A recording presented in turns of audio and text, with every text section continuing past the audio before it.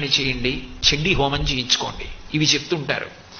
చండీ హోమం అంత శక్తివంతం అవడానికి కారణం, అంత రక్షణ కలిగి ఉండడానికి కారణం దుర్గమ్మ తల్లి యొక్క వైభవం దాని ఎందు ప్రకటనమైంది. అందుకే దాని పేరే దుర్గా సప్తశతి. దుర్గా పేరు కాదు, దుర్గా అంటే ఏ శక్తుల యొక్క కూడిక కలిగితే దుర్గ అయిందో చెప్తుంది. దుర్గా అన్న మాటలో దకారము, ఉకారము, రకారము, గకారము, అకారము కలిస్తే దుర్గా. ద అంటే దైత్యనాశనం. అట్లాగే ఉకారము విఘ్నమును పోగొడుతుంది. విఘ్నం అంటే కార్యహంతి, ఇంకా పని జరగకుండా పోతుంది. అట్లా జరగకుండా పోయేటట్టు చెయ్యగలిగిన, విఘ్నమును తొలగించగలిగినటువంటిది ఆ దుర్గాలో ఉకారము. రకారము రోగనాశనం, గకారము పాపనాశనం, అకారము శత్రునాశనం. శత్రునాశనం అంటే నేనెవరి మీదో శత్రుత్వం పెట్టుకుని వాళ్ళు నశించిపోవాలని కోరకూడదు. శత్రునాశనం